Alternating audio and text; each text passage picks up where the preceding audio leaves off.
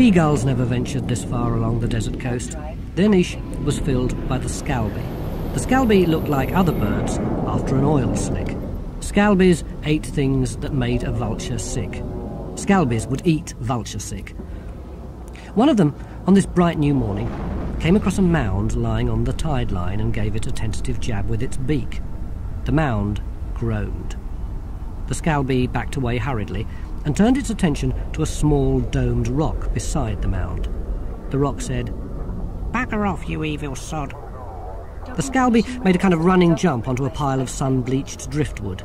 Things were looking up. If this rock was alive, then eventually it would be dead. The great god Om staggered over to BhaRhaTah and butted him in the head. "Rise and shine, lad! Hup, hup, hup! All ashore, who's going ashore?" BhaRhaTah opened an eye. "What happened?" "You're alive, is what happened." BhaRhaTah pulled himself into a kneeling position. The beach was a barren hem where the land met the ocean. The air buzzed with unpleasant small insects. "Oh, God, is there any water to drink?" "Shouldn't think so." BhaRhaTah looked at the desert. Behind the driftwood, the dunes marched away. Which way is Omnia?" "We don't want to go to Omnia." BhaRhaTah picked the tortoise up. "I think it's this way."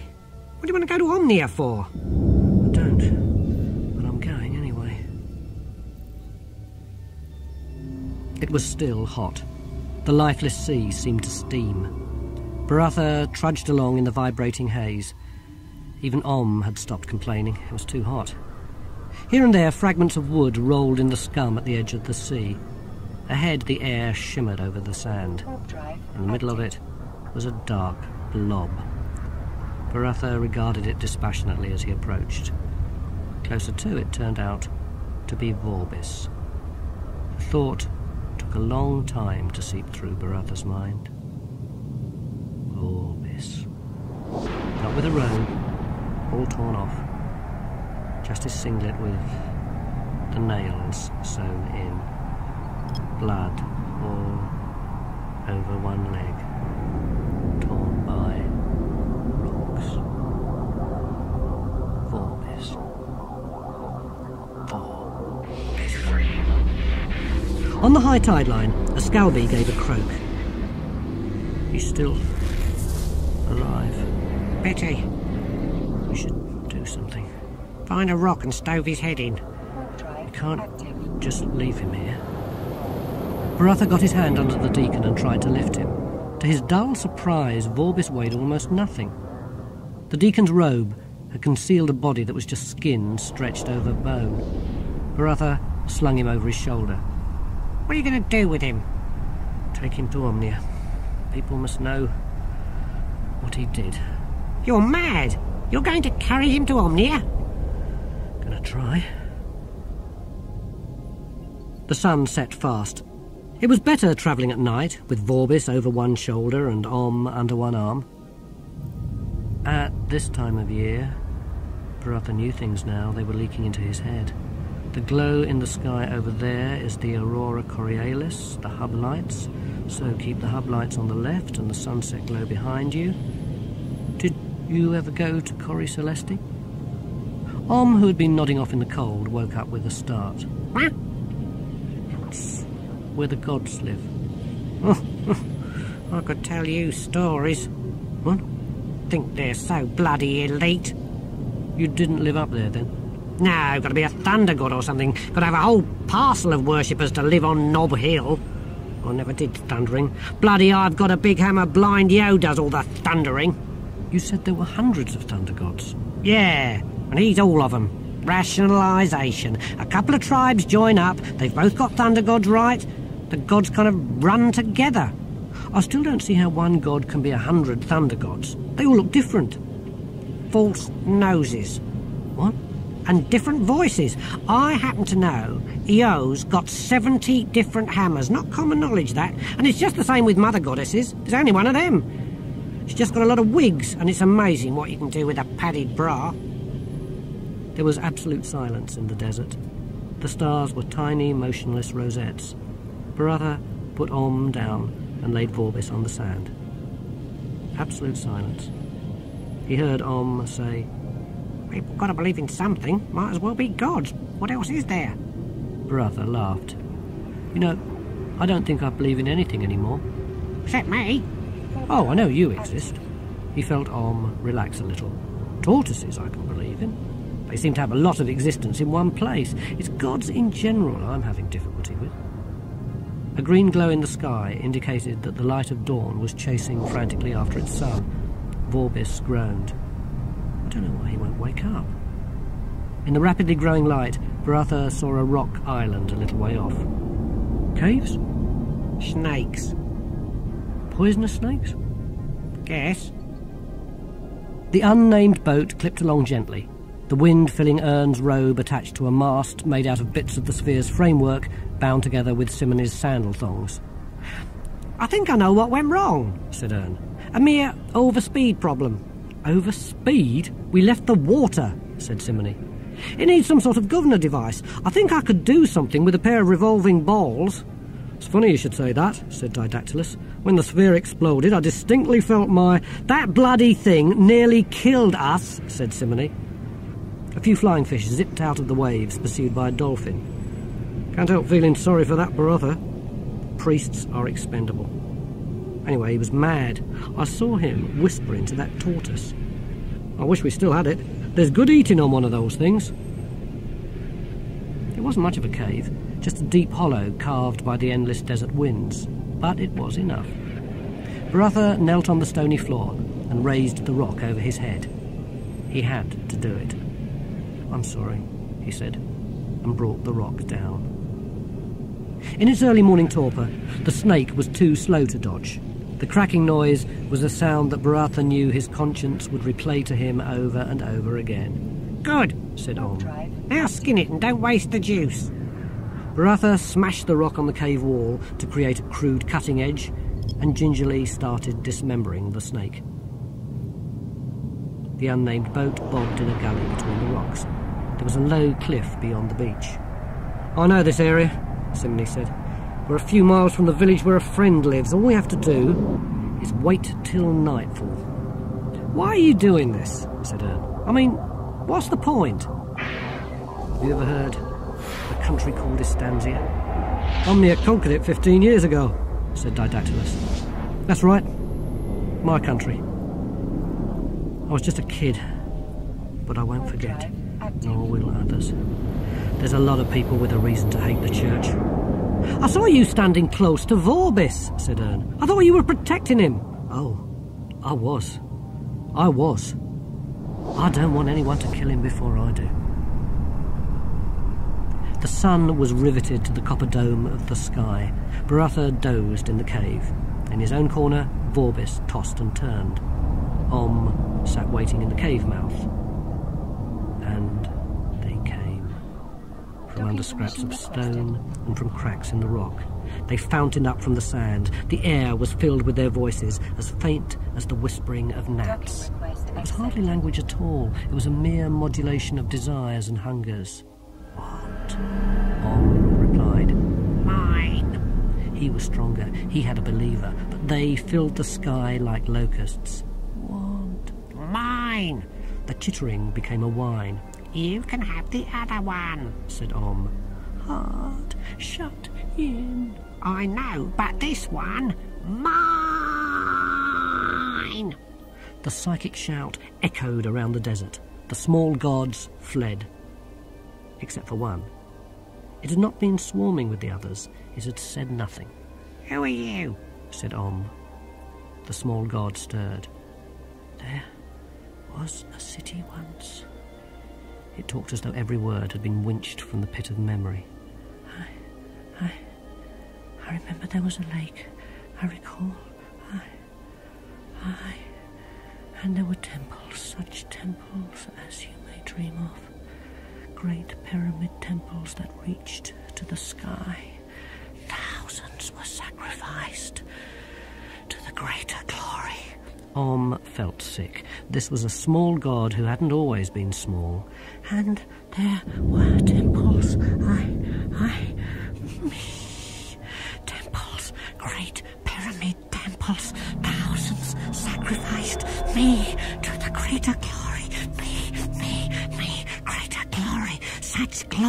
temples, great pyramids, dream temples, me, sacrificed, dream. You were their god, thousands were sacrificed. Can you hear me? Greater glory, me. What was your name? A hot wind blew over the desert. Who were you? There was no answer. That's what happens, Om thought. Being a small god was bad, but how much worse to have been a god and to now be no more than a smoking bundle of memories blown back and forth across the sand. There were said to be oases in the desert, but they were never in the same place twice. The desert wasn't mappable. It ate map makers. So did the lions. Lions. Oh dear. He had to find lions. Lions drank. BhaRhaTah awoke. His mouth tasted of snake. Om was butting him on the foot. Come on. Is there any water? 5 miles off. How do you know? I can sense it. Trust me. Come on, while there's some twilight. And don't forget Mr. Vorbis. Vorbis stood up like a man asleep when BhaRhaTah helped him. Bring him along. Oh, yes. Good old Vorbis. Simony and the two philosophers stood on the cliff top, looking across the parched farmlands of Omnia to the distant rock of the citadel.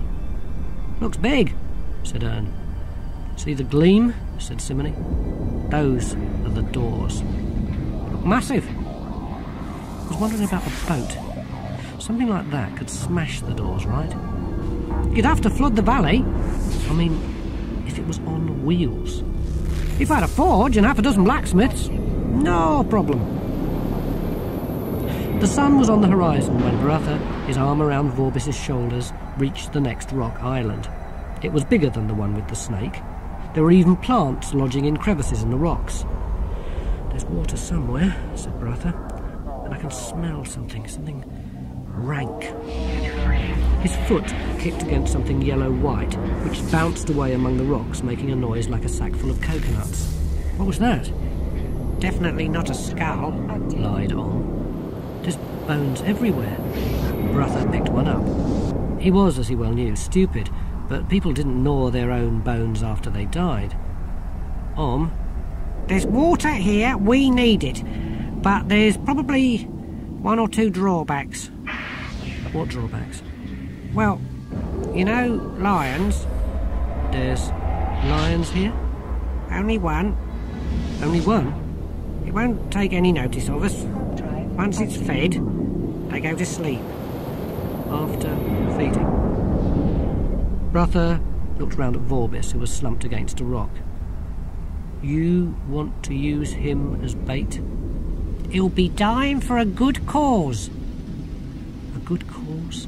I like it. There was a growl from the rock pile and the lion emerged slowly. Its mane was matted. Ancient scars crisscrossed its pelt. It dragged itself towards BhaRhaTah, back legs trailing uselessly. It's hurt. Oh, good. And there's plenty of eating on one of those. A bit stringy, but... The lion collapsed, its toast-racked chest heaving. A spear was protruding from its flank. Flies flew up in a swarm. We can't just leave it. We can. It's a lion. You leave lions alone. BhaRhaTah knelt down and grasped the spear haft. The lion grunted as he withdrew the head. Omnian. It must have met the soldiers when they were on the way to a feeding. He tore a strip from his robe and tried to clean the wound. We want to eat it, not cure it. What are you thinking of? It wanted to be helped. And soon it will want to be fed. BhaRhaTah gazed at the rock pile. The boulders formed a maze of half-open tunnels and caves. By the smell, the lion had lived there for a long time and had quite often been ill. What's so fascinating about a lion's den? It's got steps down into it. Didactylus could feel the crowd. It filled the barn. How many are there? Hundreds, said Ern. And, Master? Yes? There's even 1 or 2 priests and dozens of soldiers. Don't worry, said Simony. "They are turtle believers, just like you. But I don't... They're just waiting for someone to lead them." Didactylus turned his face to the crowd. He could feel the hot, hushed silence of their stares. There were no whispering voices here. Even the small gods kept away from abandoned temples, for the same reason that people kept away from graveyards. The only sound was the occasional plink of water. Each drop took minutes. It was hypnotic. BhaRhaTah found himself staring at each developing drip. How? Said Om. Water seeps down after the rains. It lodges in the rocks. It dripped into a shallow pool in front of what looked like an altar. There were a few statues, all of them toppled. I want to get out of here, said Om. Why? There's water, and it's cool. Because a god lived here. I can feel it. A great god. And now no one even knows his name. This place is a morgue. Now do you understand? No. Don't you fear death? You're a human. Do you know what it's like being human? Easy. Get born, do what you're told, die, forget. BhaRhaTah stared at him. Is something wrong? BhaRhaTah shook his head and walked over to Vorbis. The deacon's body was present, but the whereabouts of his mind was probably not locatable on any normal atlas. It was just that, suddenly, BhaRhaTah felt so alone that even Vorbis was good company. Why worry about him? Om said. In 100 years he'll be dead anyway. We'll all be dead. What? I said in 100 years' time we'll all be dead. BhaRhaTah stared. Yes, we will. Here. Now. We're alive. He picked up Om. And we'll make it home. All of us. It is written, is it? It is said. Didactylus smiled. He'd spoken many times to crowds in Ephebi, but this crowd put him in mind of BhaRhaTah. He was talking in philosophy, but they were listening in gibberish. "You can't believe in Great Atuin," he said. "Great Atuin exists. There's no point in believing in things that exist, they just are." He sighed. "What do you want to hear? The turtle moves. Empires grow and crumble, and the turtle moves. Gods come and go, and still the turtle moves." From the darkness came a voice. "And that is really true?" Didactylus shrugged. "It's real. I don't know about truth. And I don't think the turtle gives a bugger whether it's true or not, to tell you the truth." Simony pulled Ern to one side. "This isn't what they came to hear. They don't want philosophy. They want a reason to move against the church, and he's muffed it. You can't inspire people with facts. They need a cause. They need a symbol." They left the temple just before sundown. The lion had crawled into the shade of some rocks. "It'll track us," moaned Om. "They do that for miles and miles." "We'll survive.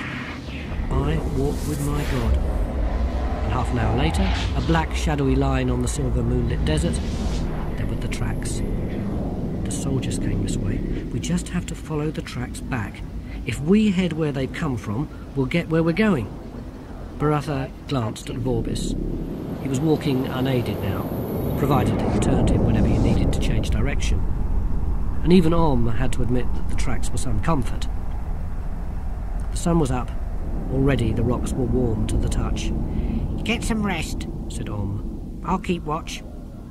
There were snakes and lizards on the rock islands. They were probably very nourishing, and everyone was, in its own way, a taste explosion. There was no more water. But there were plants, more or less. They looked like groups of stones, except where a few had put up a central flower spike that was a brilliant pink and purple in the dawn light. Where do they get water from? Fossil seas. Water that's turned to stone? No, water that sank down thousands of years ago, right down in the bedrock. BhaRhaTah led Vorbis into the shade of a large boulder and gently pushed him down. Then he lay down too. The thirst wasn't too bad yet. Later on they might find a snake. He tried to sleep and heard Om's voice in his head. "Mine! Go away! No! Mine! And there was another sound, a sort of gnat-like whining, and promises in his head. They flashed past. Faces talking to him, shapes taking him high above the world, visions of greatness. All this was his. He could do anything. All he had to do was believe. In me, in me, in me. An image formed in front of him. There, on a stone, was a roast pig surrounded by fruit, and a mug of beer so cold the air was frosting on the sides. BhaRhaTah blinked. The voices faded. So did the food. He blinked again. They don't know what to offer you, said Om's voice quietly. so they try to offer you anything. Generally, they start with visions of food and carnal gratification. They got as far as the food. Good job I overcame them then. BhaRhaTah raised himself on his elbows. The shadows were long. How long were they trying? All day, persistent devils, thick as flies. BhaRhaTah learnt why at sunset. He met St. Ungulant, the anchorite, friend of all small gods, everywhere. Well, well, well, said St. Ungulant. We don't get very many visitors up here. Isn't that so, Angus? He addressed the air beside him. BhaRhaTah was trying to keep his balance because the cartwheel rocked dangerously every time he moved.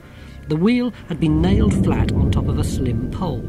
It was just wide enough for one person to lie uncomfortably. But St. Ungulant looked designed to lie uncomfortably. He was so thin that even skeletons would say, "Whew, isn't he thin?" There was a slightly smaller pole a few feet away, with an old-fashioned half-moon cut out on the door privy on it. "I was thinking of adding another wheel over there. Angus says we ought to have a patio." He could barbecue on it, said Om inside BhaRhaTah's head. Said BhaRhaTah. What religion are you a saint of, exactly? None, really. My parents named me Severian Thaddeus Ungulant, and then one day someone drew attention to the initials. After that, it all seemed rather inevitable. The wheel rocked slightly. St. Ungulant's skin was almost blackened by the desert sun. I've had to pick up herming as I went along. I'm self-taught. You can't find a hermit to teach you herming. But there's Angus. My word, I'd have gone quite mad if it wasn't for Angus cheering me up. BhaRhaTah smiled at the empty air. Actually, it's a pretty good life. The food and drink are extremely worthwhile. BhaRhaTah had a feeling he knew what was coming next.